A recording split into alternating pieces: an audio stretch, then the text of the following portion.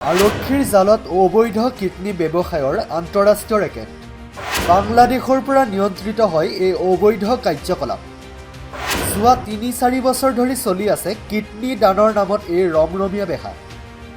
দুখনকৈ হস্পিটালত অতি গোপনে চলে সাৰ্জাৰী আৰক্ষীৰ জালত মহিলা চিকিৎসকসহ ৭জনকৈ লোক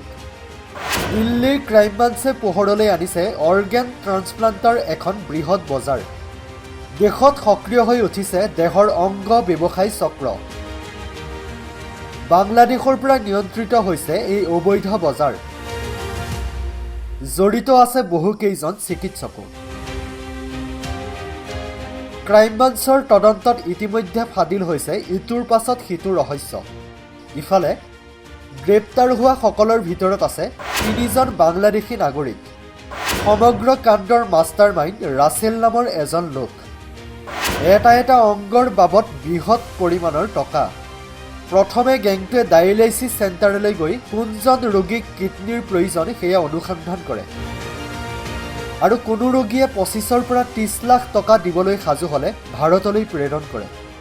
কেৱল ইমানেই নহয় গেংটোৱে টাৰ্গেট কৰি লৈছিল দৰিদ্ৰ বাংলাদেশী নাগৰিকক প্ৰথমে চাকৰি আৰু টকাৰ লোভ দেখুৱাই আনে ভাৰতলৈ হস্পিটালত চিনাকি কৰাই ৰোগীৰ আত্মীয় বুলি তাৰ পিছত চলাই পৰীক্ষা নিৰীক্ষা আৰু শেষত দেহৰ পৰা উলিয়াই লয় কিডনী इसको हमने बस्ट किया है जिसमें कि बांग्लादेशी नेशनल्स इन्वॉल्व कह सकते हैं इन्वॉल्व भी हैं पेशेंट भी हैं डोनर भी हैं बेसिकली वो बांग्लादेश से ही प्रोस्पेक्टिव पेशेंट्स को ढूंढ के इंडिया लाते थे कि आपकी किडनी ट्रांसप्लांट करवा देंगे और सिमिलरली डोनर भी वहाँ पे जो गरीब लोग तबके के लोग होते थे उनको जॉब वगैरह के नाम पे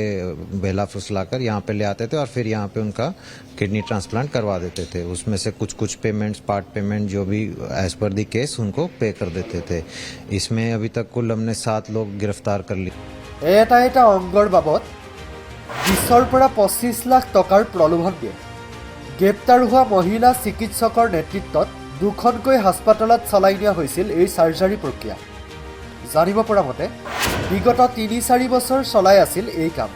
কিন্তু অংগদান কৰাৰ পিছত কিমান সংখ্যক লোকে অংগ সংৰোপণ কৰিছে সেয়া এতিয়াও পোহৰলৈ অহা নাই আৰক্ষীয়ে গ্ৰেপ্তাৰৰ পাছতেই সোধা পোছা অব্যাহত ৰাখিছে নেশ্যনেল ডেস্ক NZ নিউজ